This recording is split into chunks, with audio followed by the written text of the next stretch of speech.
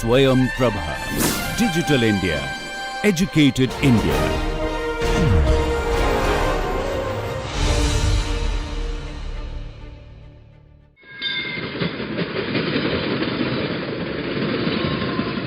So welcome back. Thank you for making the previous session interactive.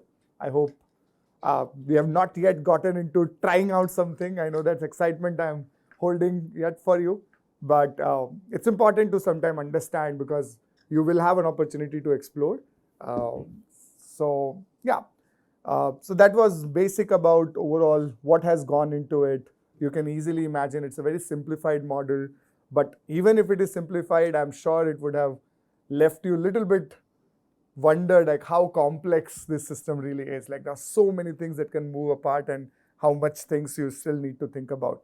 So yeah, I gave you the idea of a complex model, the full model that we are going to have.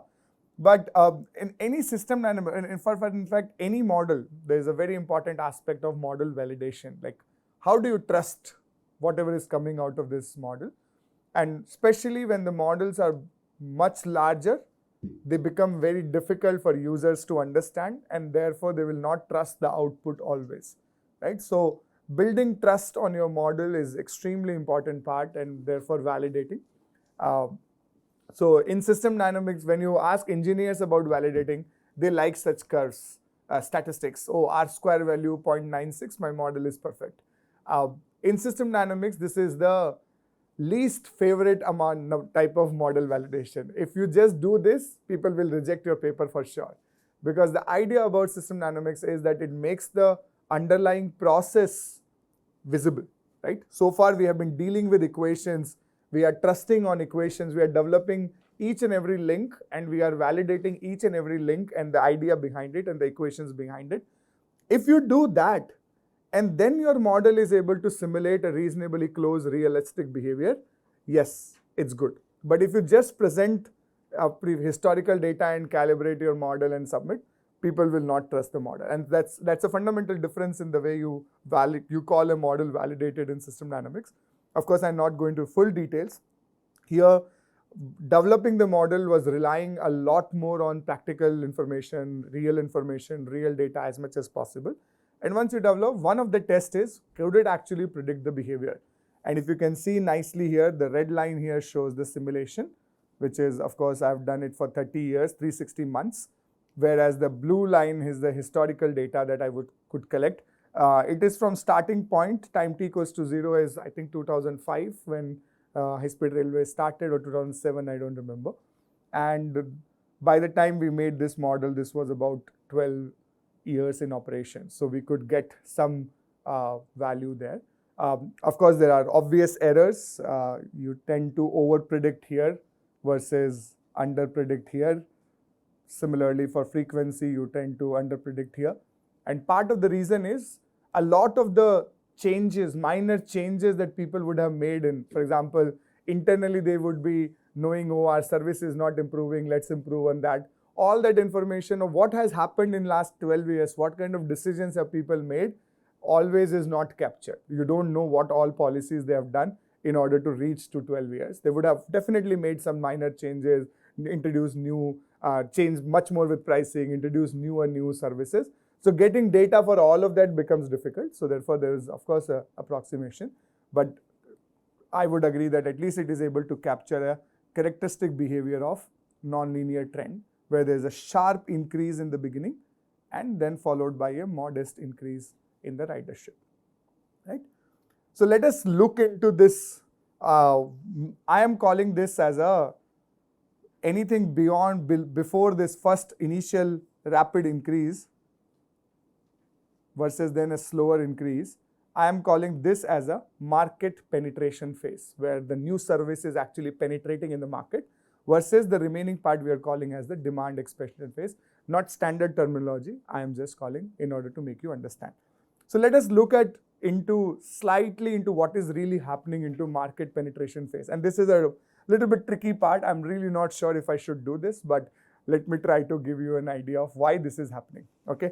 First of all, even this model has a lot of limitations. So one of the limitations is setting the boundary condition. When you develop a causal link A to B and say that it is positive, is it true for all the values of A versus all the values of B? Is a fundamental question. Sometimes it's good for certain ranges of the normal behavior, but under extreme conditions, how does your model behave? Nobody knows. What if the passenger number becomes 0? Will frequency become 0? No, right? There people might still be offering some train. How do you start a service when there is time t equals to 0, there is 0 passengers? So ideally your model should have 0 frequency because your actual load factor, there's nothing to change, right? So model would never even proceed ahead. So these are certain challenges in any mathematical modeling approach. I'll not go into the details, but essentially what we had to do was we had to artificially increase the frequency in the beginning, not follow the logic, but actually, even though there's no demand, we are actually increasing more and more services. Is that true? Does that happen in real world?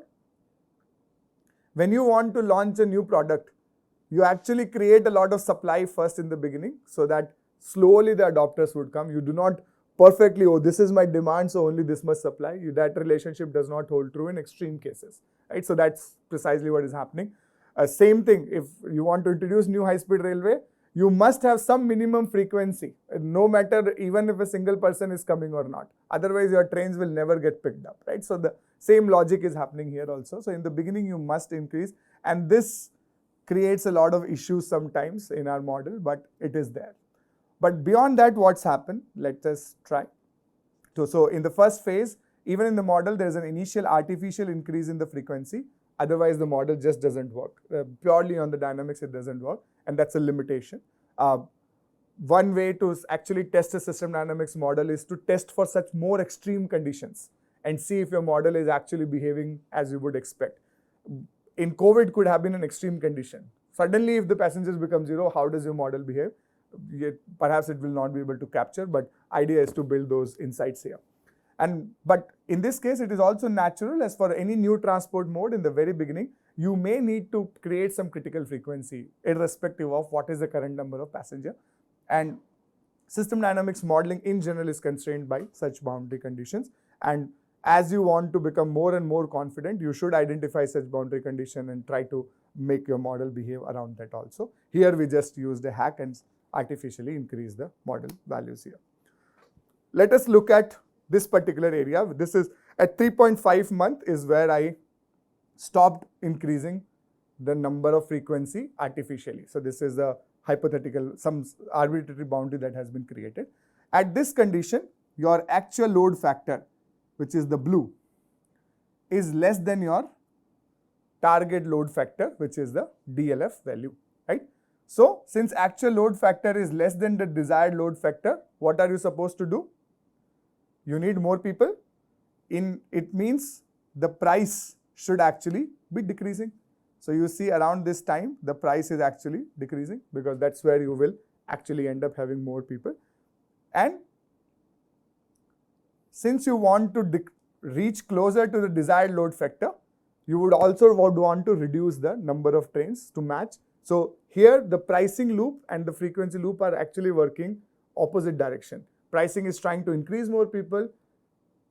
Frequency loop is trying to reduce the frequency so that it can match that kind of a level. So you see here there is sudden drop in this area, right?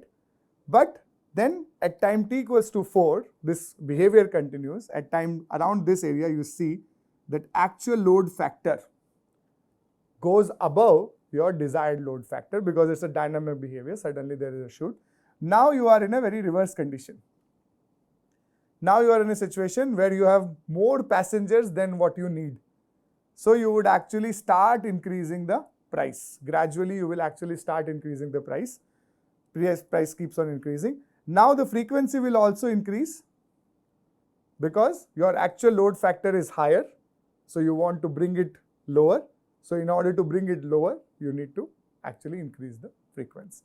So ALF can be closer to DLF. So this is the actual market penetration phase where not only you are actually able to increase your frequency, you have actually found your optimal price point and trying to gradually increase your ticket price also. So your service are genuinely, people are adopting your service. You are able to supply more as well as charge slightly more. And this is the phase that you actually would want to be. And then somewhere about 11, 12 months when this load factor and all reaches close to the real value, at that time there are minor tweaks that you can actually make in the system. It is just to tell you little bit about the dynamics, this behavior of this particular model that we looked at. That ultimately these two loops are governing this kind of behavior, the non-linear behavior that we were talking about. Okay? Don't go too detailed, don't worry too much detail about this, but we will look at some of the examples in this particular case also. Now, let us test whether this model is actually working good or not. How do you want to, what will convince you that this model is good? Can you come up with a scenario? If your model is able to simulate that, I will believe that your model is amazing. Is there a scenario? Suppose now I have told you that I have built this amazing model, but I want you to question my model. So can you come up with a scenario that if your model is able to correctly simulate this behavior, I will agree that your model is actually good or not. I can tell you some of that there are some of what if scenario where one independent factor will be changed, remaining will be constant. Yeah. And we'll check the effect on the dependent variable. Whatever is a variable of interest. So we can take one scenario. Yeah. So I'm just asking what could be some key cases that you want to test. I have some examples that I've given to you here, but I'm just gathering, is there something that you want to test in the model? If frequency is constant, so what will happen? Frequency constant, price alone is variable. So this is that you want to test. Okay, good. Anything else? If my model is able to tell correctly, then you will be believing that, okay, sir has done something. Any other scenario that you want to test based on whatever you have understood so far? Sir, also, can we test it reverse? I want to reduce my load factor. So now we can play with the frequency price, which is the same as the assumed. Okay. So, like a good teacher, what I will do is I will give you simplified solutions that I already know, and then remaining model you have, you can test it out on your own. Okay. But first, let me give you two hypothetical, more extreme examples. Okay. What happens when you are not maintaining high-speed railway system? What do you think will happen? Some of the key variables that we are talking about is the number of passengers. No, I am interested in 30 years time. We will not say go down, go up. We will talk about 30 years time. Let's say this is frequency. Okay, we are talking about 30 years. Suppose from the beginning, I never put any money on maintenance of high-speed railway system. What do you think will be the behavior? Decline as in what? Initial HSR passengers would be what? It will be inverted U. So see, in the base case, in the what we call the base case, we have been maintaining, we have been providing some maintenance. So that is your base case, right? This behavior we have already seen. I've already shown you, this is the simulated behavior. Compared to this, how will a scenario where no maintenance is done will look like? You have never spent any single money on maintenance. Okay, let's give us some number. So this is roughly, this happens at year 1, and then roughly here was year 12 where we were the data, and 30 years is what we have simulated. I have never maintained any single dollar. I have never put on maintenance of any kind in either the track nor that. What will happen? 12th year. Why so specifically about 12th year? So the life of the assets that will affect till the ranges of the year where the assets are performing better. After that, you don't need a maintenance. After that, people will started to realize that service. So let's not after that, blah blah blah. Give me quantified numbers. Now we're talking about numbers. 1 year is the maintenance condition each 1 year you have to maintain.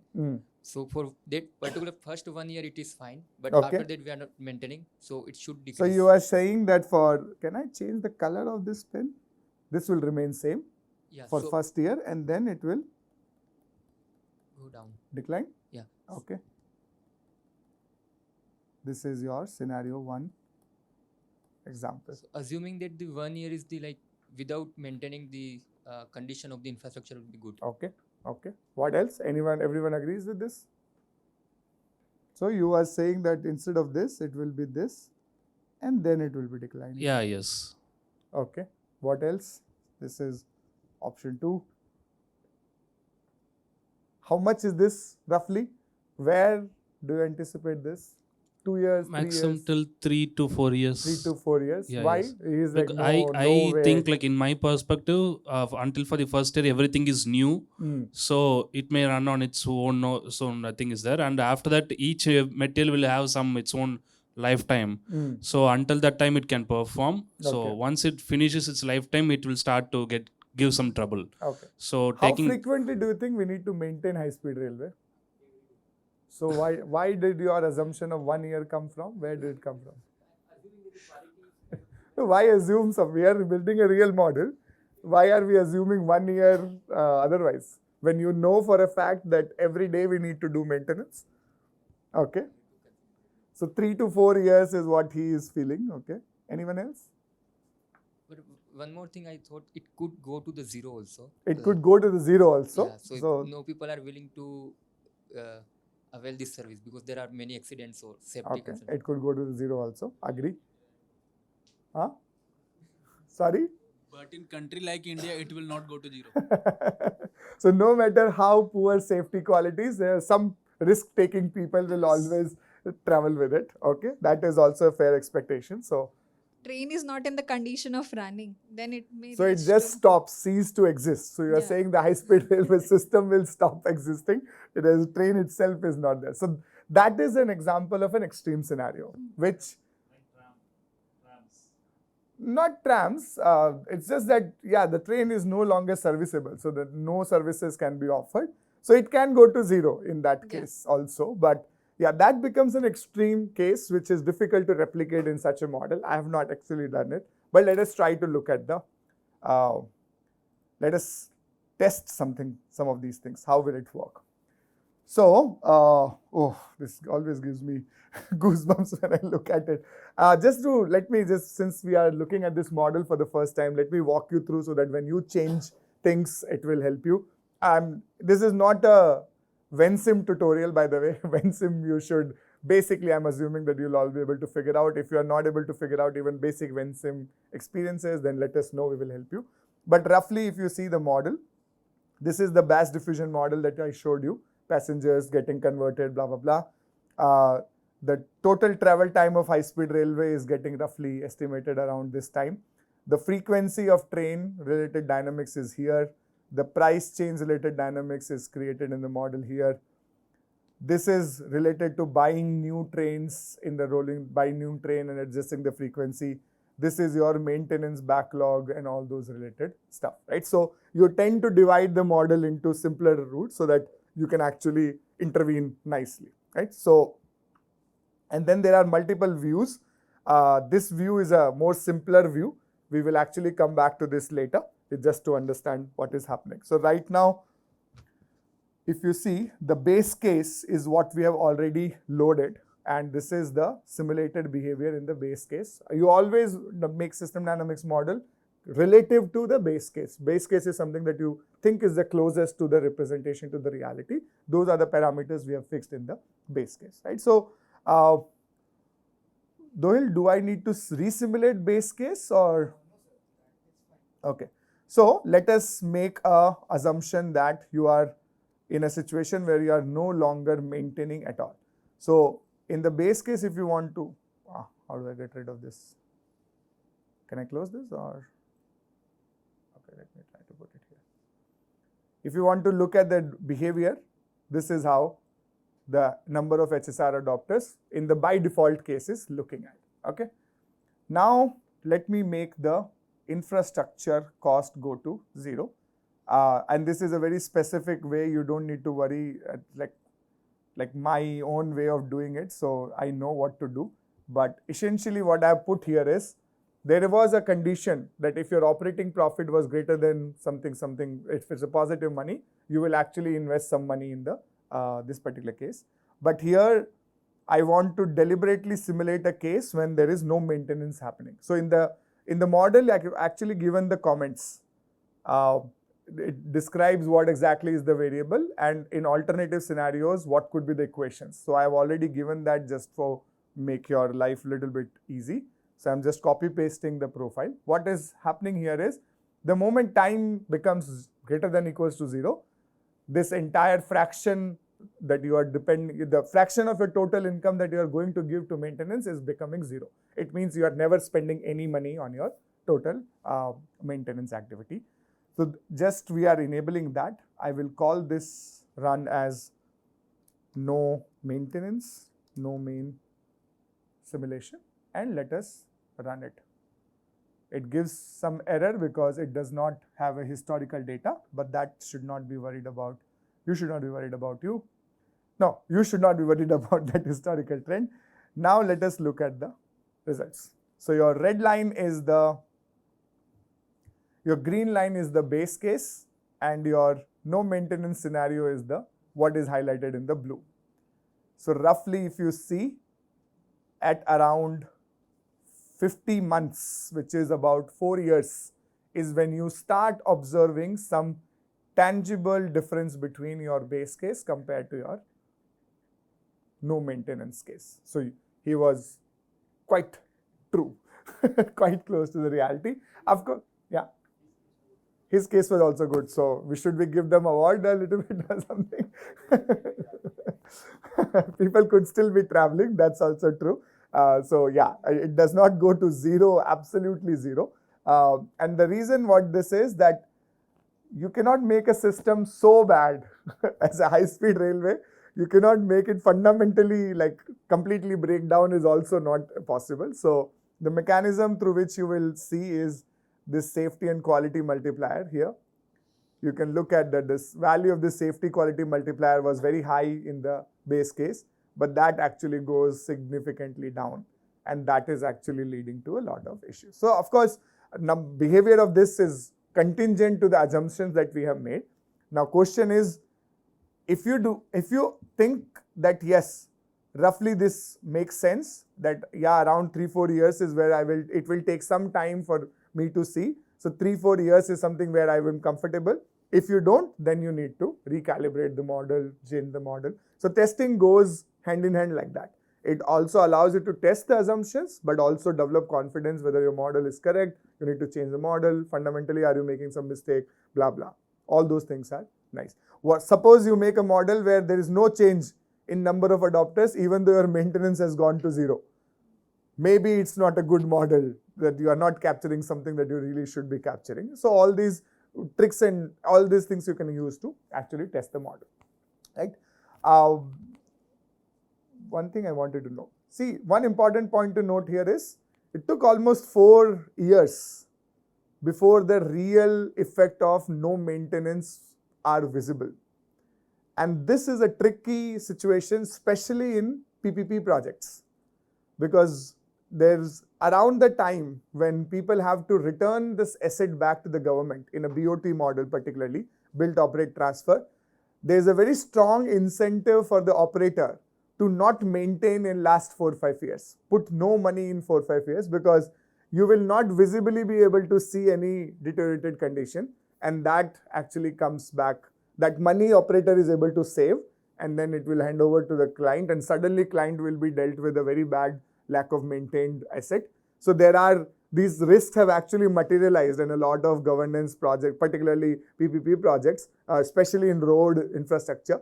So now there is a lot of risk things that people do in order to compensate for this, right? So it becomes very interesting to quantify how much is the year that you should have a focus on, should worry about, what is the condition of asset that you really want to have even at the end of the concession period, and so on and so forth, right? So congratulations, you have tested your first ever scenario on a high-speed railway model. You have made your high-speed railway not maintained at all. What do you think will happen when you stop buying new train or you are not able to buy new trains? In the same diagram, can you imagine what will happen if you are not able to buy new trains? Suppose you started with 4 train sets, which were in the beginning, and now you are not allowed to buy new trains. What will happen? Both. It will go high. Yeah, so roughly maybe you are, I'm telling this is HSR. So you are still anticipating this. Maybe it will go high and then gradually decrease. Not that much. Okay. A little bit decrease is what I need to plot. No, one case at a time.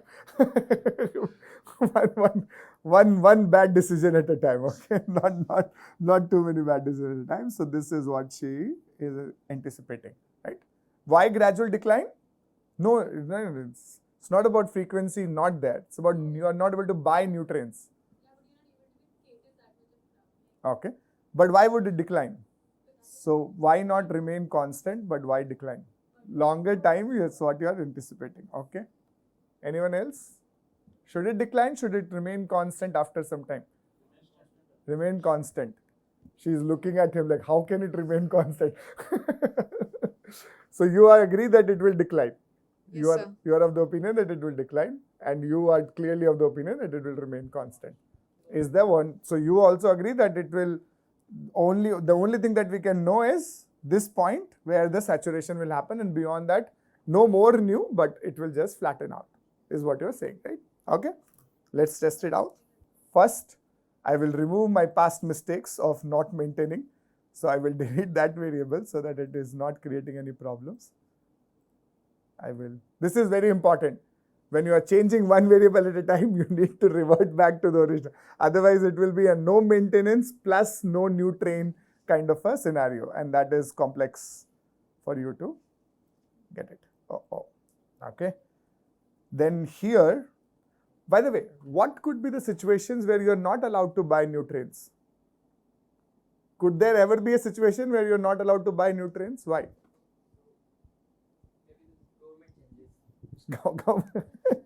Government changes, so they stop you that you can't buy. The existing infrastructure are Even costing more. suppose it's a private company, could you be still restricted to purchase? Yes, in global market, like if we don't have the technology and there are restrictions on sanctions on a country to get the technology. Or something. Okay, so yeah, geopolitical risks are there. Okay, what else? Track capacity. As in? Means you can't run more trains on the same track. Either you have to go for more number of tracks or something like that. So in that case, even if you buy, it's okay, na? You will be able to do only one. Why would government stop you from buying new trains? No, means you can't run on it because already the track is full. So that's the operator's decision. I want to buy new. I will be able to run only as much as you want. It is not going to increase the frequency at any cost. Okay, understood. What else? You were saying something, Bharvi, or you? So there might be a scenario where existing infrastructure and managerial capacity is already full, and we don't have restriction to add those. Those will create a foundation. So same situation as his, like you're already reaching to your full capacity. So what will you do buying new trains? Okay, you were saying something. If your revenue which you've invested, you're not getting it back even after trying your multiple permutation. So maybe it's not time to scale it up because it does not make a financial sense out of it, right? Okay, cool. So here it's a trick that I have done. It's a kind of a hard push in this model because I really at that time when I was a student I didn't know how to build such kind of rules. Now I'm a little bit more sophisticated system dynamics modeler. But here what I've done is that you can actually deliver, like order, but you will not be delivered a new train. So that's how I have simulated. So it's like a little bit extra push, I agree. But here what we do is, there is a variable that I have called switch for delivery, which means 1 means the delivery is permitted, 0 means for some reason or the other, you are no longer able to get delivery of the new trains. So we are going to make it 0 and we are going to make this scenario as no new train. Okay, let's simulate. These errors you can ignore. Okay, HSR adopters ratio. This is your base case. This is your no maintenance case. This is your no new train case. Why is it going down, not getting saturated? So but sooner or later then people will stop coming to the station, right? They will like, but whenever they go, like some of them get the chance to every travel. day is a disappointment to not be able to find the train. It becomes unreliable. So see, we also have to, that's an important dynamics. I'm not denying that. Do you think that will keep on happening over 30 years? This kind of behavior would be very like known to people in few months, right? Or few years, and then they will, anyhow that will saturate, so it plateau. won't be reliable options for them. Yeah, so then it should plateau. Why is it declining? Okay, that we have not considered that in our model. So why our model has become more intelligent than we have created it? Load factor is a derived variable. Okay, so you are saying, but why is reliability going to decline when you are not buying new? Word of mouth is linked to reliability? Okay, agree, but reliability. Okay, when you are not able to buy new trains, what happens to the existing trains? They are still getting older, and some of them may actually go out of the system in 30 years because roughly the high-speed railway rolling stock is 20 years. So in this kind of, you will actually have some number of rolling stocks actually going down. And that's where the safety multiplier, quality multiplier could get affected, kind of the behavior actually happens here. So yeah, see, so you see the average fleet age is what we have simulated in no maintenance case compared to base case. It has no new train case, sorry. So average fleet age keeps on increasing, whereas in the base case it was kept reasonably low because you were constantly buying new trains and so on and so forth. The total number of rolling stock actually also goes down. Because retirements are still happening, you are still getting away. So both of these combined will lead to less number of adopters in the long run. So these word of mouth and all those things will keep on. Word of mouth, the negative word of mouth is not the phenomena that we are capturing, right? We are just capturing how many adopters are there versus how many not adopters and whether they are saying good things about it. So we are not creating, those could be real. So it could be possible that the effect that you are seeing here, the decline that you are seeing here is actually much more significant faster. That could happen if you include another like negative word of mouth loop kind of a thing that is not captured. So this is how it actually gives you an idea. It should decline, but I think it should decline faster. One thing is I don't care because ultimately it's declining, so this is not something that I'm going to adopt. But if you really want to be precise, no, then you add more variables onto that part. Of course, the more variables you add, the unnecessarily complicated it becomes. And sometimes people think like, oh, it's just for specific one dynamics, the scenario that never happens. Why have you captured this variable? I'm like, okay, I was interested. So it really depends. It's a choice of modeler makes in terms of what is the level of simplicity versus what is the key message that you want to deliver. Okay. So yes, it gives you some interesting ideas. Now, do you trust the model? 100%? There should be some catch that sir has built inside into it. Well, from my side, I trust this model because I spent a lot of time developing this model. But of course, I'm pretty confident the moment I take this to a real high-speed railway practitioner, they'll be like, what is this model? This is nowhere close to the reality that we have made. And that's the constant challenge, because when traffic demand modeler, they don't know what is system dynamics. They will think from their own perspective in that instant what is happening. Sometimes it is very difficult for them to imagine 30 years. They're like, if I don't do this in 1 hour, my demand will go by those much. So it's also difficult to validate a system dynamics model in the real world because you are trying to look at the whole system. The individual real person are still trying to understand their world in a very small manner. So sometimes it's become very difficult to find a good validation of system dynamics model, but that's not the main thing that we are going to check here. Right, so I just gave you some idea of how to open the model, and we did a little bit of a calculation. We simulate, does the model behavior match the expectation? Why not? But remember, always remember this, and this is the thing that you should remember even in your assignment. First, you should develop your own insight of what is the expected behavior.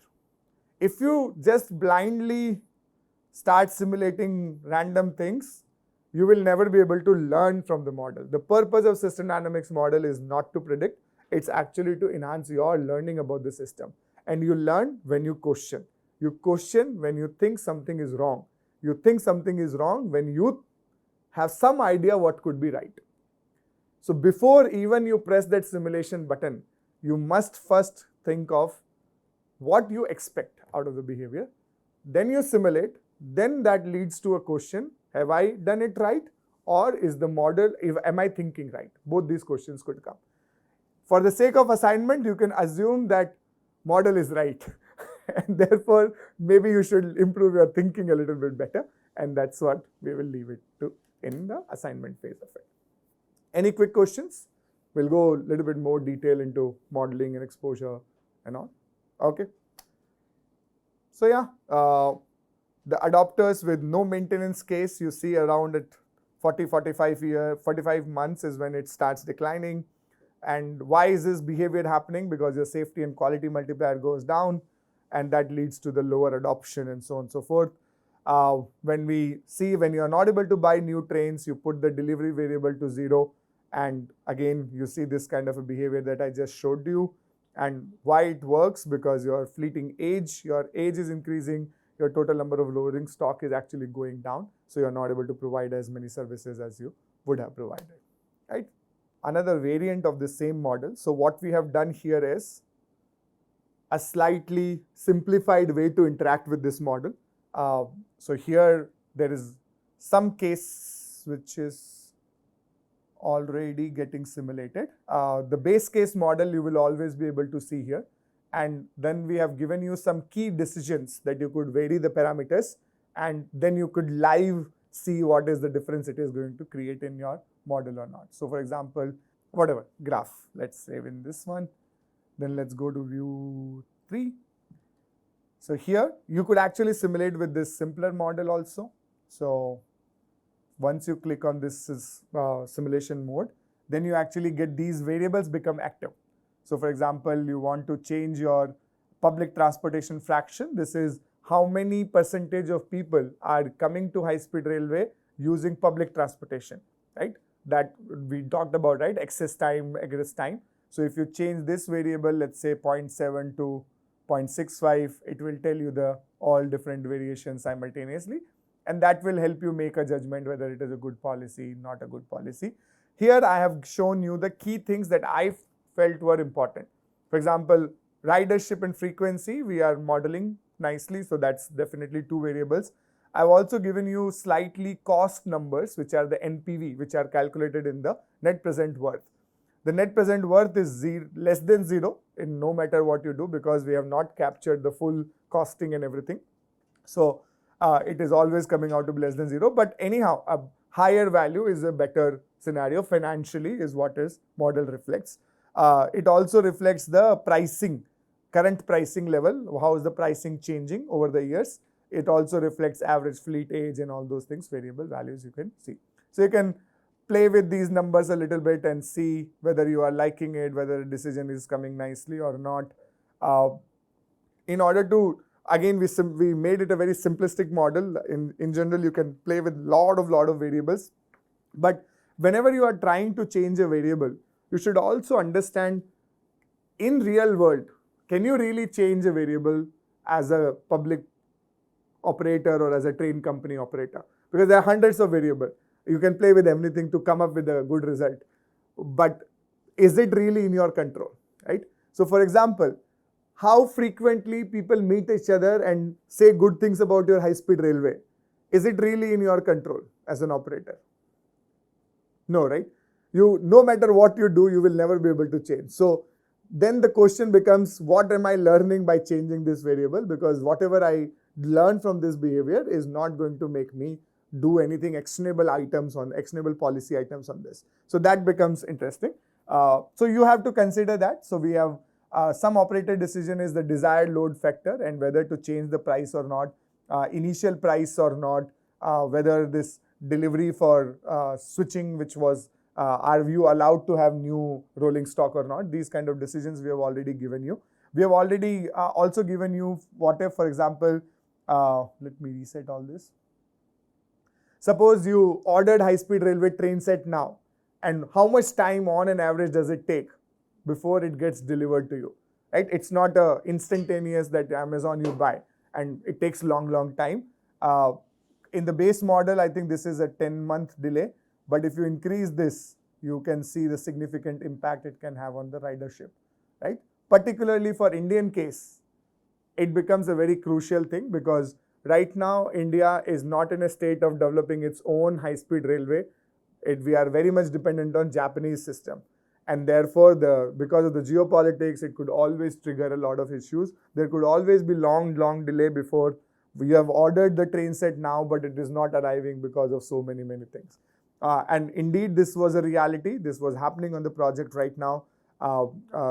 Actually, there was a disagreement between what was the original price that Japanese sides have quoted versus what the government of India had agreed on. So there was a lot of price renegotiation on this right now happening.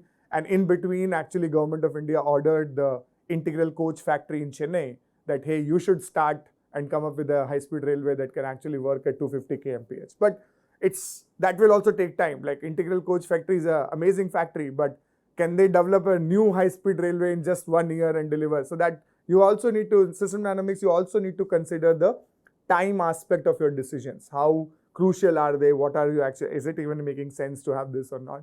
These kind of things, right? So then you can simulate a lot of interesting things in the model like this. So let's go back. I think I will be able to go a little bit more faster, which is good. You will have more time to play with the model on your free time. So question is, assume that you trust the model. You can always play and come back to me and say, no, this model is not working. But assume that we trust the model now. Enough, I have shown you the 2-3 cases. It is maybe matching your mental model. What do you do with this modeling exercise? Why do we build this model? Like ultimately, it is one is to learn. So we learned a lot of things, like how things are correlated with each other. So many things we have learned about developing the model process. Like during the developing, we learned a lot about a problem. But then why do we want to learn about something? Because we want to solve something. Otherwise, what's the point of learning? So ultimately, the model also has to guide the decision making, guide the policy change, guide the policy driven. And that's the whole point that we are going to switch it towards this. So I'm going to bring your attention to, again, this particular loops that we have seen, the price, frequency, the load factor discussion that we have done so far, right? So what we did was, this is a complicated table, but let me explain you one by one, right? What we did was, now the beauty of system dynamics model is you can actually make a lot of interesting what if scenarios. What if I change the value to this? What if I change value to this? What if I change value to this? What if happens? And if you have large number of such what ifs, you can collectively learn from that how to find an optimal number, right? So here, what we ended up doing was, in the base case, we had our target frequency or the target load factor set as 0.65. It means as a operator, I'm happy with 65% of my seats getting occupied, okay? But I have full range of variables now. So I simulated different cases. I first find out what if my base case is 0.5? What if my target factor is only 0.5? It means I'm happy with 50% of my seats being occupied and 50% being empty. What if I'm happy with 55% of my seats being occupied, 60% of my seats being occupied and 70% of my seats being occupied, right? I deliberately chose some cases which are lower than my base case and some cases which are higher than my base case. So by knowing the model's behavior in all these situations, I will be able to understand what is actually happening, okay? What I observed is, you noticed this was my ridership pattern, right? You remember? And I was calling it as the market penetration phase and I was calling it as demand expansion phase, right? When I actually reduce my desired load factor, which is the target frequency, what ends up happening compared to base case is my number of passengers at the end of my market penetration phase actually starts improving. So when I set the load factor, target load factor at a lower value, it means in the short run, I have a larger number of passengers compared to base cases, right? Which is a good thing. Ultimately, as an operator, I want to maximize the number of people who are using my service. And then I also compare number of adopters in the 30 years, which is the end of this analysis here. So I'm making a comparison in 2 points, 1 point here and 1 point here. And what I observe with this behavior is when I reduce the target desired load factor, my values here are getting improved. I am able to achieve higher ridership in that short period of 1 year. But in the long term, if you see, -2, -0.3. So when you go, actually end up becoming, how should I show this? I need an empty page. Wait, I'll come back to this slide. This was my 0.65 case. I'm talking about number of HSR passengers, okay? 0.55 case or 0.5 cases, in the shorter term, I am getting more number of passengers, but in the longer run, I am actually ending up slightly lower, okay? And this is the 0.5 case, and when I actually do a 0.7 case, in the short run, I am not gaining as much. In the long run, I am recovering this gap somewhat. Still, I am lower than 0.65, but I have reduced that gap. The difference that was here, I have actually reduced this gap very nicely. Okay. So what worked in this, what is very clear is the policy that is helping me to gain customers in the demand market penetration phase is maybe hurting me in the long run, right? Because here, when my target load factor was 0.5, which was lesser, I was able to gain many passengers in the short 1 year span, but in the long run, I actually ended up becoming negative. Whereas, when I started with a lower value here, while in the short run, I was at a negative, in the short run, I was losing, but in the long run, there is slight recovery in my losses a little bit. So clearly, what is good for the short term is definitely not good for the long term strategy, right? And this becomes a very interesting finding. It means that for the 30 years, you cannot have the same policy. You need to have dynamic policy. As a person of science, you would very agree to this. But as a person of social science, you know how difficult it is to make policies which are actually variable. Because when you want to make policies which are variable, then you need to constantly monitor the system and you need to have a mechanism to update the policy, and then you need to continuously evaluate the policy performance. So it's a much more tricky mechanism in that way. But that is what at least the model suggests very clearly. What is working in the short term is not working in the long term, right? Why? I can actually tell you about that also, but let me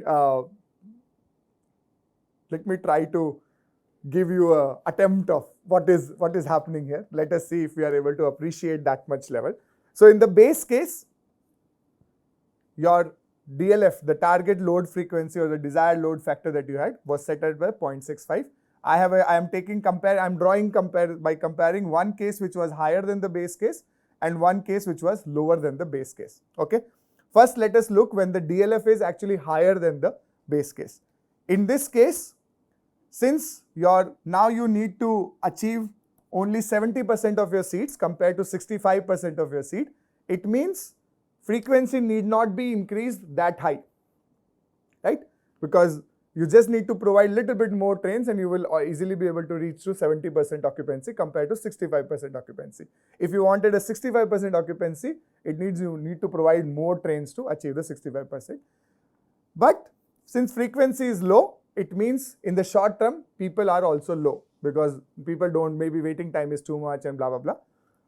But in order to compensate, if you remember in the beginning what was happening, price was declining when I explained you so since frequency is not able to increase, but passenger still needs to increase in this phase, it means your price will start dropping faster compared to the base case. And in the long run, the price actually drops down and then becomes gradually it starts increasing. So since the price in the long run is slightly low, in the long run, such kind of a policy helps you gain more and more customer, right? So I'm trying to make it a very simplistic argument, but you can easily imagine with the actual numbers, it becomes very difficult and beyond intuition for anyone. And that's where you need power of simulation model also to a certain extent.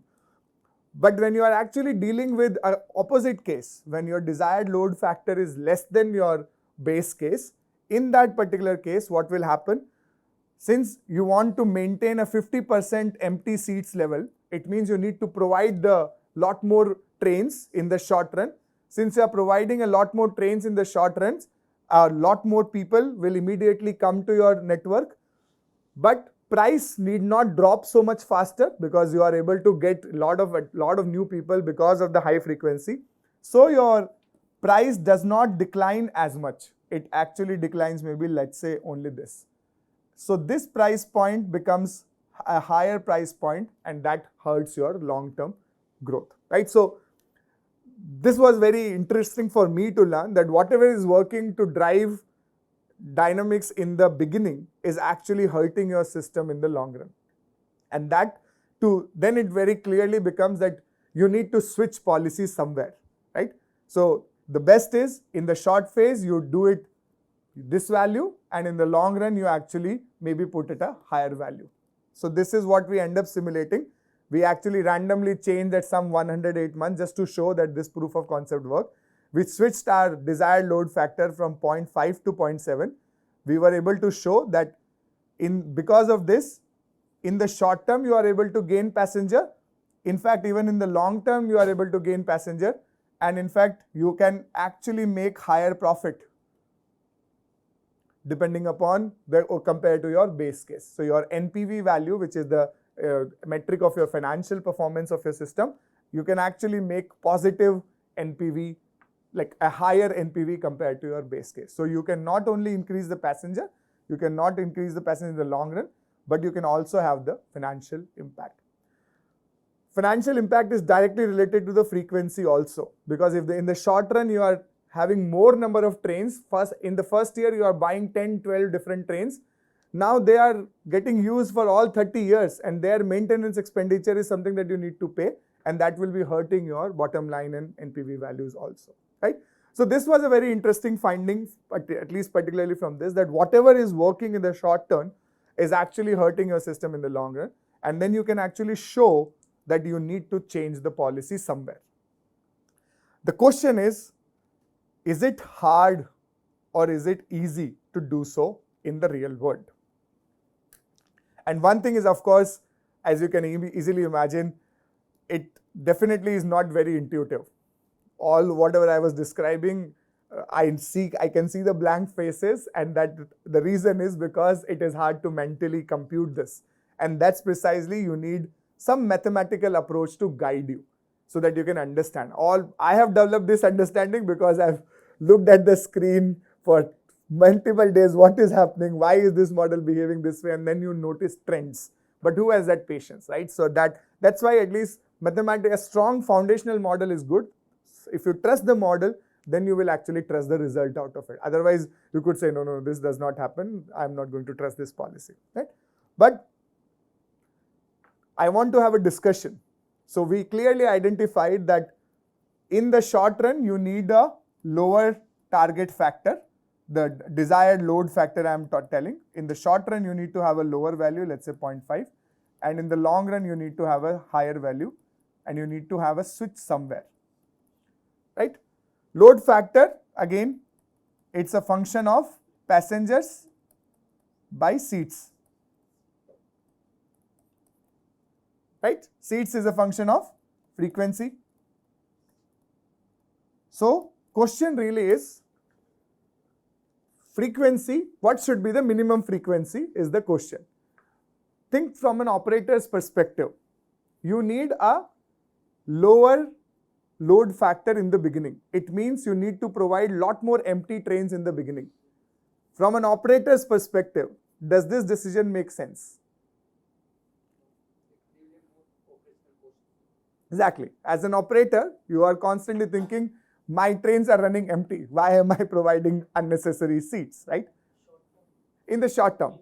If you are seeing from a long run, then those empty seats will be filled. So there's empty seats somewhere initial or later, you need to have that loss versus profit trade-off. Agree. So, and that loss could be very substantial because how do you get to enhance your frequency? By revenues that you are generating, but you're not generating enough revenues in the beginning. So somebody needs to support you. That high-speed railway project perhaps is going to make loss in the first few years, right? And you should be, if that is not part of your business model, if you expect your high-speed railway to make profit from day one, perhaps that's not a correct expectation either, right? But do you think politicians or policymakers or other stakeholders could influence frequency? If it is a Indian Railways, let's say, could any other stakeholder influence frequency? Minimum these many trains should be there. Why do you want to, why would other stakeholders want to create a minimum train number or minimum? Indirectly, yes. Directly, it's very difficult to connect the link. Can you give some examples of what is direct, indirect? Indirectly, like when we can say the NDA government came in 2014, the first thing they indirect is NDA government. Direct means some politician, they will take the steps that they are increasing the train fares. So they will take some of the indirect measures but to increase the train fares that maybe have some direct implication on frequency. So what you are dealing is you change the price so that will also impact the frequency and any those other kind of factor. indirect measures. Price is just an example. Okay. But actually when you read, for example, in a public-private partnership kind of a contract, it could very well be specified that you need to have minimum so many number of trains assured, no matter what. Because it's also a question of accessibility and equity. Ultimately, it's a public transportation. And it's not only for users, right? It's a lot of public money that has gotten into it. So as a person who has a public money, who is putting so much money in this infrastructure, I have to be answerable to a lot of people whose tax money has gotten into that. And if they say that there's not even a single train we can't ever find, that argument also does not sell, right? So the stakeholders, if you see all other stakeholders which are concerned about maybe on a public sector or who are trying to regulate this business, or people who have local politicians or local people who are excited about having an access to high-speed railway, they would want you to have a minimum frequency to have that feeling of it is really accessible and it is really accessible for all. It is not like only for exclusive people, only in Tokyo people can access it, but not in other parts of Japan, right? So you can easily imagine that this is a continuous battle. Immediately, the stakeholders are not aligned. The public side of it would want you to have more frequency and less load factor, whereas as a private investor, you will not have that much room to create this. It may not be as practical for you because ultimately you have to fund that loss somehow, right? And the question then becomes is, in the long run, you are switching. Is switching easy? How do you decide when to switch? How do you decide when to switch? Do you think people will rely on a model like this that, 108 months you can do switching? And then when you are dealing about switching, you also need to see whether switching is justified or not, right? So the more mechanisms like this you build in your policy, the more monitoring of the project needs to be done. More monitoring requires more technical expertise on the both sides, both the parties of the public regulator as well as the private operator, that hey, we are actually able to do this, we are able to prove this, and therefore we are eligible for change in this minimum frequency value. It should not be anymore what was there, but it should actually be in the what we are saying is our model is saying, right? Interestingly, I think somebody was talking about this in Japan. Is our high-speed railway operators allowed to change prices? Right? It's not changing every day. In high-speed railway in Japan, there is no dynamic pricing to the extent that if you buy ticket today versus if you buy ticket 1 month ago, it will be exactly same price, right? They do not exercise that. But over the years, can they revise fare? Yes. How? They actually have to prove that given the constrained resources that they have, they actually were running their business more efficiently, right? Because making loss is not an indicator that price needs to be increased. Making loss could also be an indicator that you are running an inefficient business, right? And then there is no incentive for you to actually innovate internally in your business, and you could, every time you make loss, you can go to the government and ask, hey, we need to change price because we are not able to make profit and this is not acceptable, so increase the price. But the government really wants to see, have you made enough efforts to make your internal cost cutting as efficient as possible? And then you are coming for getting us with so pricing measure is the last measure, but they first want to evaluate whether you have actually done a good job in order to reduce your cost, in order to use your capital efficiently. And even after that, if you are not able to cover your expenses, then maybe there is a case that yes, genuinely the price is not reflective of your true cost, right? Sounds very simple, sounds very easy idea. How do you think government will be able to tell whether you are running your business efficiently or not? Balance sheet, okay. How do you know balance sheet? What is good balance sheet? What is a good balance sheet? First of all, in the government, somebody should know what is a good balance sheet. So they need to hire people who could understand what is a good balance sheet, right? And then somebody else needs to decide that this enough good is good enough. What if somebody questions you that how this public servant actually took a decision that this balance sheet is good enough? How do you come up with numbers? So these are real issues. These are real challenges around a decision that is so easy to understand now, and a lot of time, again, coming back to the same discussion, that policy resistance. Sometimes it's not that people don't know what the good policy is, but it's just so difficult to implement because there's so many other aspects that you need to consider. Yeah. Sir, I have one way. Oh, you have one way, yes. Okay. So suppose initially we have set the DLF as a 0.5. So I'm proposing a kind of experiential learning where after 1 year, you might be seeing that your 50% seats are getting filled or it is more getting empty. So you can say that so DLF is already increasing or decreasing, that you are seeing yourself. So and you have some reference DLF in your mind. So you are just trying to trade off between the current DLF and the reference DLF. So either you will play with frequency or the price. So you are taking that decisions based on those data. And when you say that you have maintained your current DLF after 5 years to the reference DLF, then your decision making is good. Yeah. So that is one way. So the very good solution, like you have some reference in your mind, and with that reference you always compare. Question is, somebody needs to develop that reference and agree upon during the project design stage, right? Otherwise, you cannot propose reference as in. What if the reference indeed becomes wrong? As we see the demand risk. Do you think in Taiwan high-speed railway, when the demand was 50% compared to, people did not put enough effort into estimating the demand properly? What I initially thought was that reference is defined by your the amount of finance you have taken, and through the number of years, how much you need to repay. So Okay, reference so is some defined. financial estimates is something that can guide it. Yeah, I'm not denying. I'm not denying that this could not happen.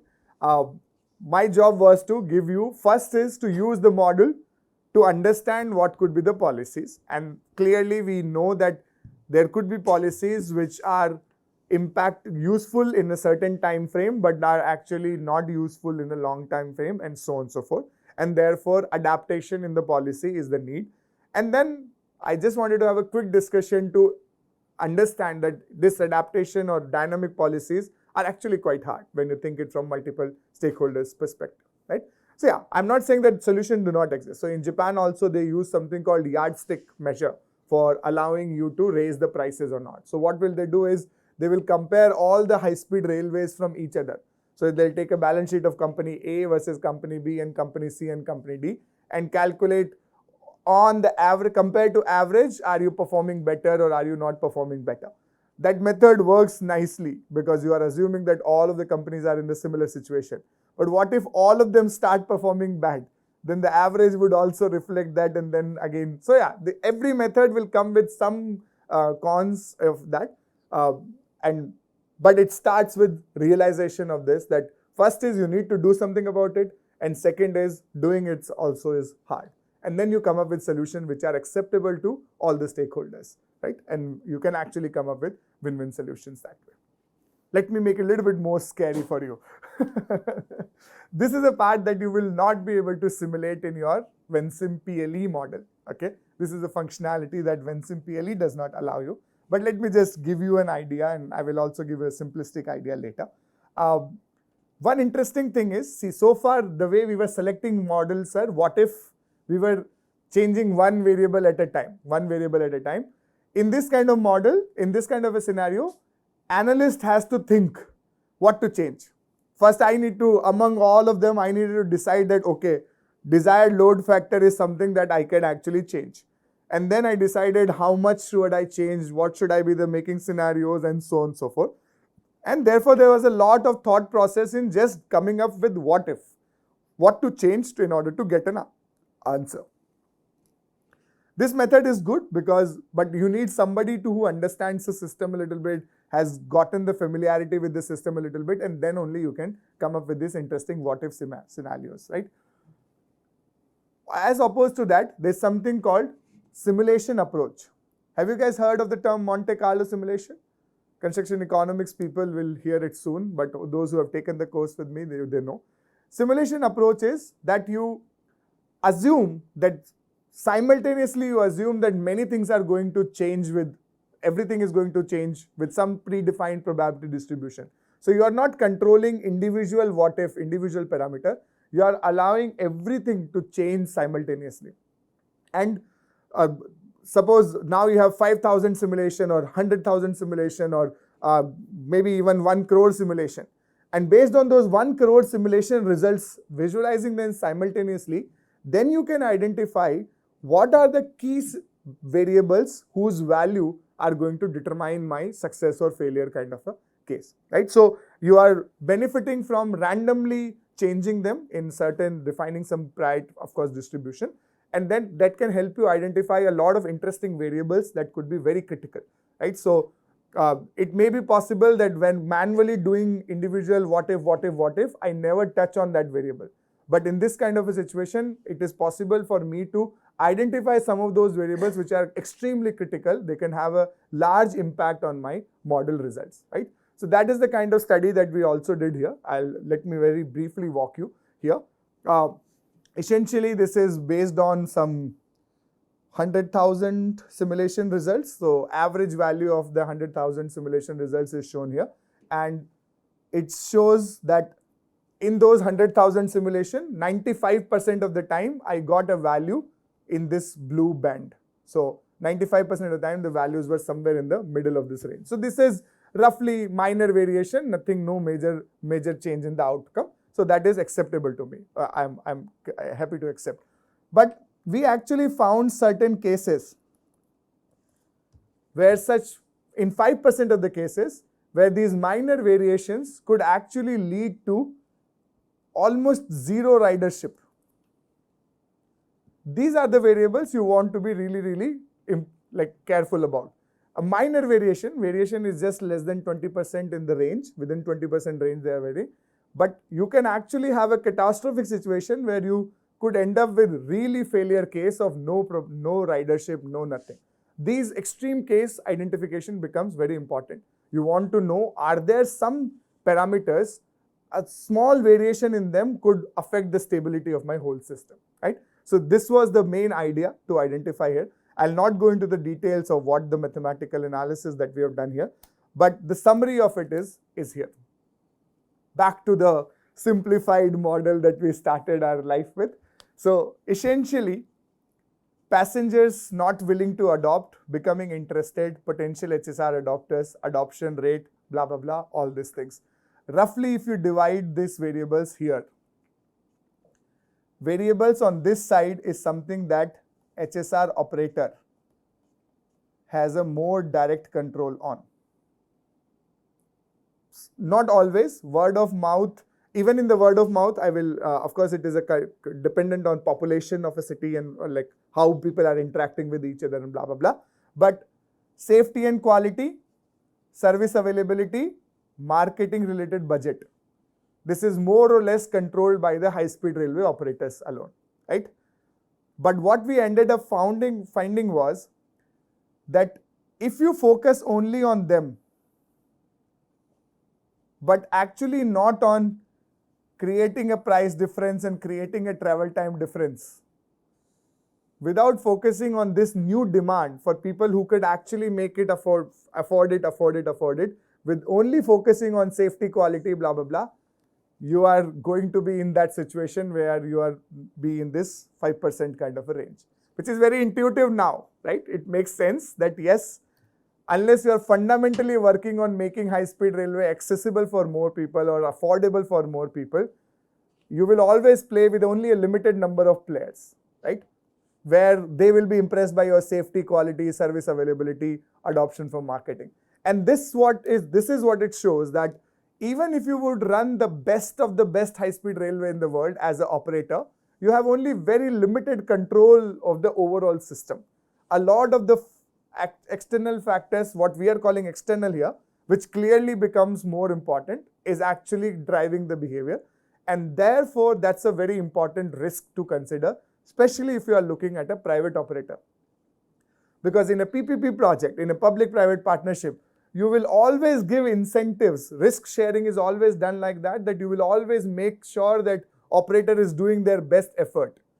But your end of the bargain is actually to create the demand, right? All of the variables that we saw here, time difference between high-speed railway and car, a lot of it will actually depend on frequency, of course, to a certain extent and all we saw, but accessibility to the station. Can you expect an operator to change each and every station, make it accessible and keep on increasing, focusing on creating more taxi rides and all, while they already have lot of stress to worry about in this stage, right? Already they are in negative, and you also want them to create more accessible railway station, put more money to make station more nice, people can easily come intermodal and all those things.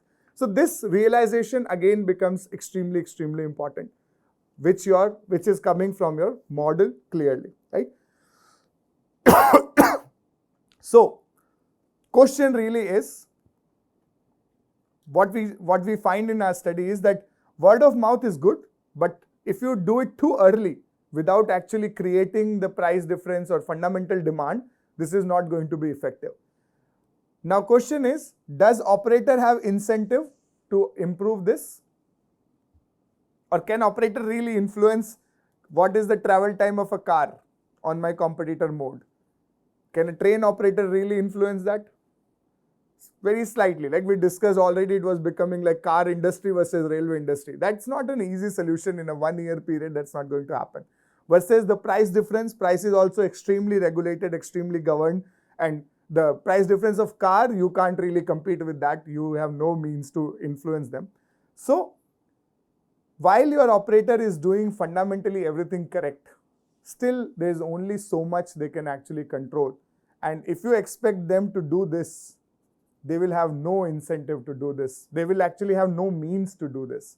And if you design a policy like this, it is bound to fail. If you design a business model with such kind of a risk distribution, it is actually bound to fail, right? So this becomes interesting. Again, maybe we can have, I actually ended up giving you the answers for some of these things, but I wanted to have a discussion, but I have full trust on you guys that you would have actually come up with a similar answer. But idea is that fundamental responsibility of making people aware about high-speed railway, emphasizing that it is an important mode of transportation, it is a cheaper mode of transportation, it is a time-saving mode of transportation, or what is the value of time that you want. A lot of time I don't know how meaningful my time is, but it could be actually that if I am wasting time, government is losing a lot of money, because otherwise I would have earned much more and pay taxes. These are real issue in the long term. A lot of us are starting to put a lot more effort on smartphones. That is a productive time going out of country's economy, in a way. Yes, influencer economy is growing, whatever. But that also has a negative impact, because a lot of us are losing sleep, a lot of us are not paying attention, a lot of us are not as productive as we want to have. That will reflect into country's long-term growth, right? These are really long-term questions. So for such a long-term benefit, can I really expect an operator to take care of all the such burden, is the question, right? So this kind of understanding that became very clear from our analysis, that yes, while operators can influence a great deal, but they are still very limited only on doing good job of their service availability, quality, frequency, blah, blah, blah. But again, it just gives an idea that how it is ultimately a multi-party problem. Even if one party is doing the best of their job, still you could end up in a situation where the outcome is not favorable to all. Again, developing this understanding across different stakeholders is not going to be easy. Whom do you think the government will ask that, hey, you do the promotion, why am I doing promotion for you? Or sometimes suppose it's a private company that is operating a high-speed railway, and the government puts an ad that come travel in high-speed railway. It might actually backfire, that why is government promoting a specific private company, right? But this is the importance of realizing this, that these are fundamentally public. There is, no matter what you do in a project like this, it is going to have both the elements of public nature and private benefits, right?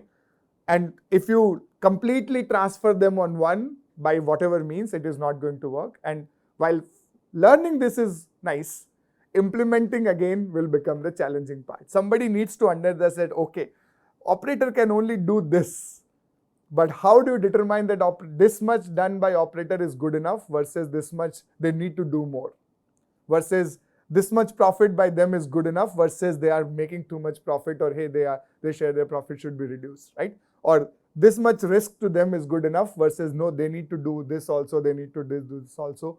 All of this becomes very, very difficult questions to solve from a public policy perspective, right? But at least as an engineer, as a system dynamics modeler, you can identify the point at which you should start making decisions on, right? So this is the message, and this is how you actually use the model to guide decision making. So here some of the models, some of this policy perhaps was intuitive to a certain extent, but you can easily imagine that in a more complex scenarios where nobody knows, when you're trying to develop a model by combining learning from different parts, sometimes you would find policies which are genuinely new. For me, this was a very interesting finding when I first found this. I'm like, okay, this is very, very, really cool, that whatever is working in the short term actually affects you in the long term versus the vice versa. So you need to switch somewhere. This, the more you go into the exercise of the model and you realize how it is obvious once you start developing the model, but still coming it out nicely from a objective way. It was not subjective, it was very done objectively in a simulation-based approach. Again, it was very important to see, and it becomes more strong backing that yes, this is going to happen because we have the data to put support on it, right? So yes, this is where I'm before time now. I think maybe I went too fast, but roughly I'm at the end. I will actually introduce you to the kind of work that we want to do. Do you want to play with the model a little bit? Do you want to try some scenarios just to kill time? Or let us look at this. No, I want you to do the playing part with the model. I have already given you enough. Yeah, so I'll just give some idea about what I want you to do in the assignment part of it, which is surprisingly coming closer now. So just to give you a recall, a lot of you have been diligently attending classes, and I genuinely appreciate that you have made it more interactive. It was very easy for us. So I think a lot of you will score very nice on class participation, but that's unfortunately not good enough.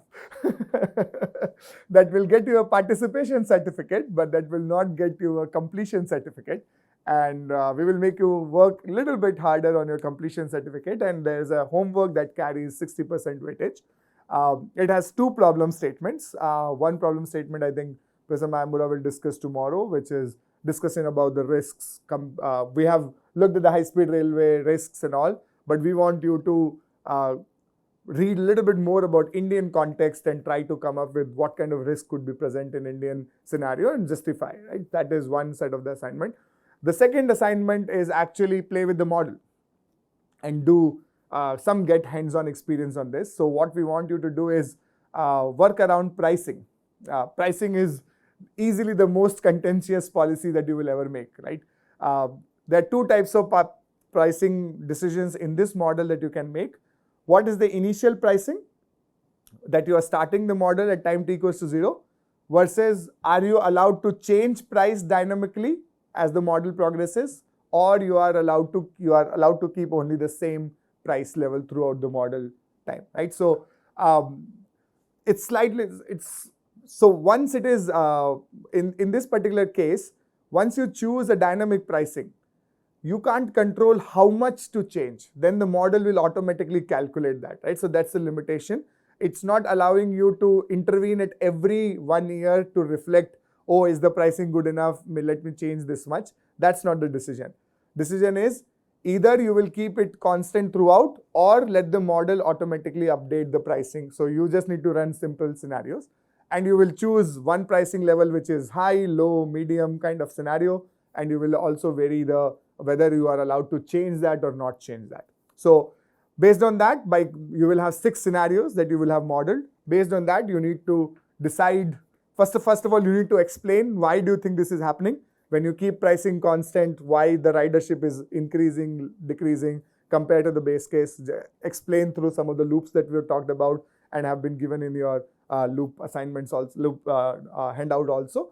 But then really select one. What do you think is the best pricing situation?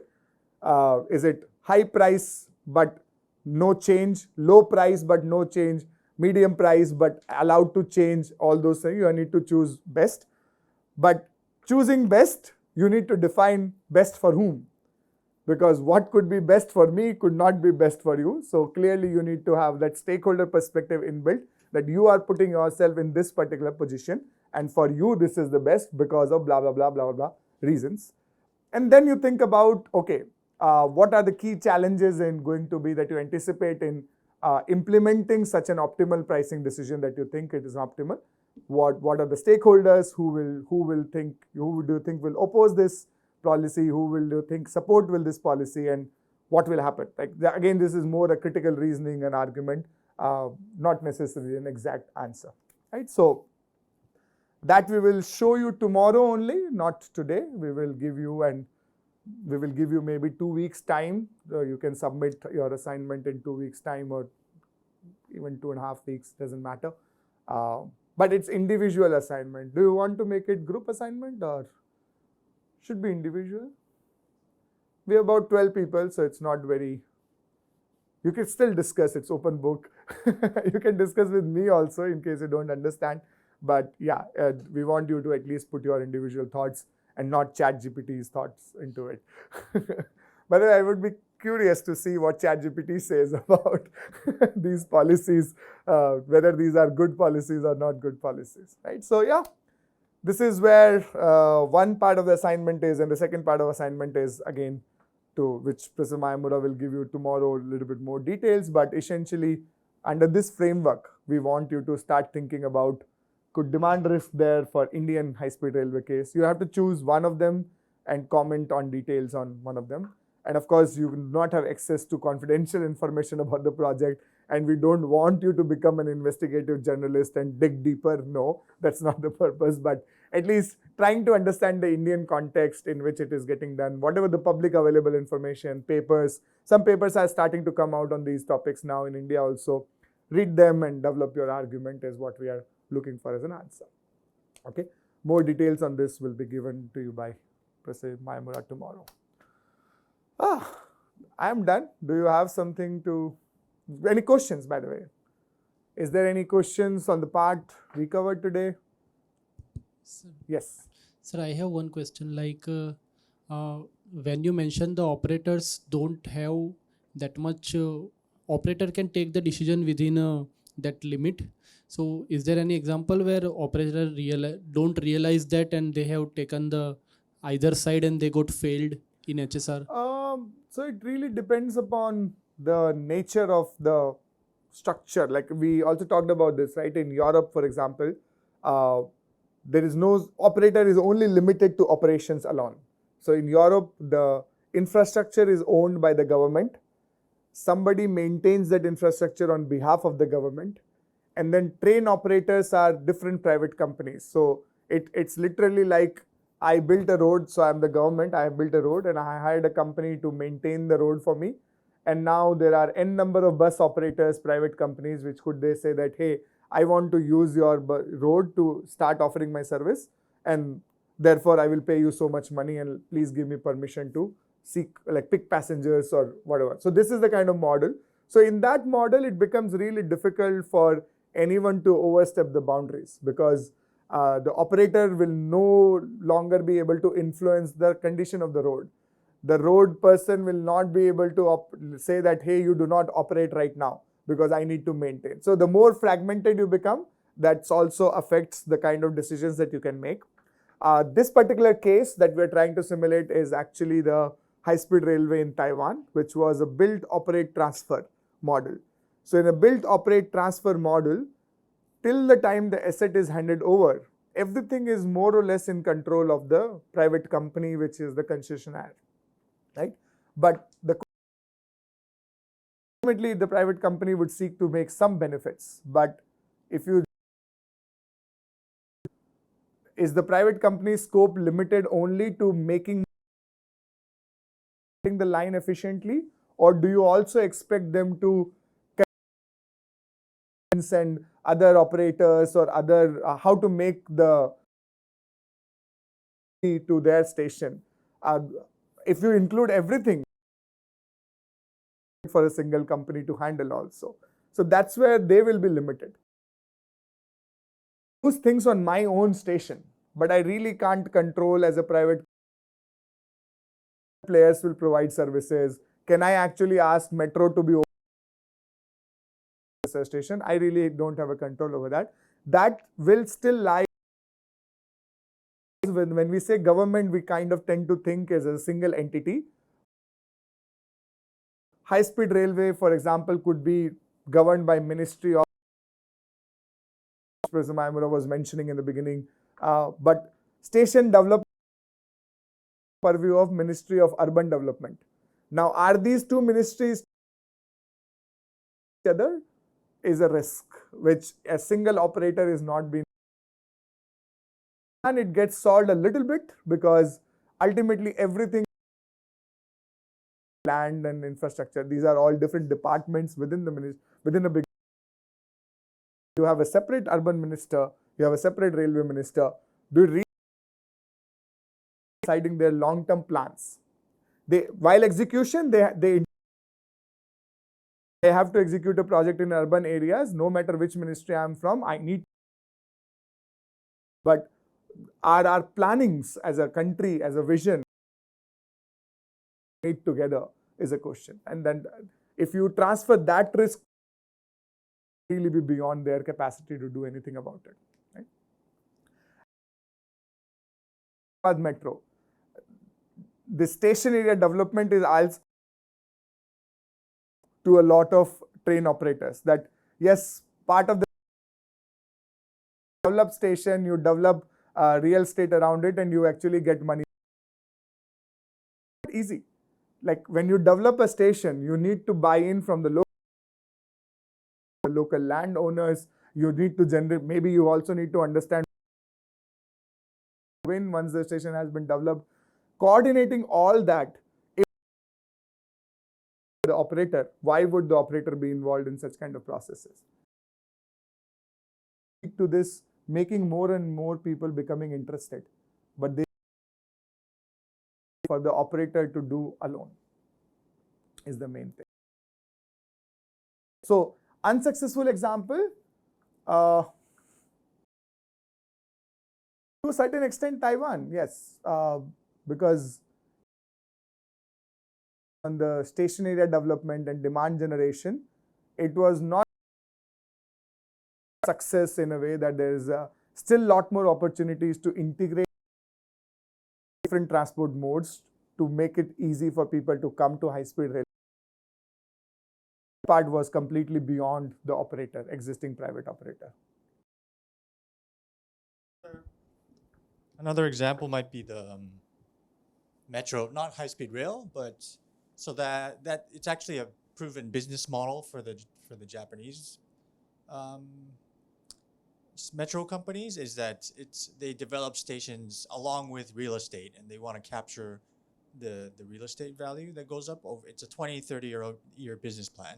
So they build suburbs and then connect it with public transportation. People start living there. Land value goes up. They own all the land and the lines, and then they make money. So they're property developers as well as transportation developers. Yeah. Very successful during the 80s and 90s, and Japanese economy was booming and growing. And now there are dying cities, dying suburbs, and they're called new towns, and they're starting to lose their population. Land value is slowly creeping down, and they don't. All of these cities, in many ways, have to redefine themselves. So the transportation companies are kind of pulling out. So that's another long-term feedback that they didn't notice, which was more demographic, I guess, in terms of Japan. But could happen for high-speed rail, definitely. But India also, this kind of models are now coming up. I'm not sure if there's an online participant from that same company. In New Delhi, there's a new train system called the NCRTC, which is the National Capital Region Transportation Corporation. They have come up with a semi-high-speed railway train connecting Meerut to Delhi. So at the Anand Vihar station, they are developing a really interesting transport hub. And if you see the design of that interchange, I think it's quite impressive.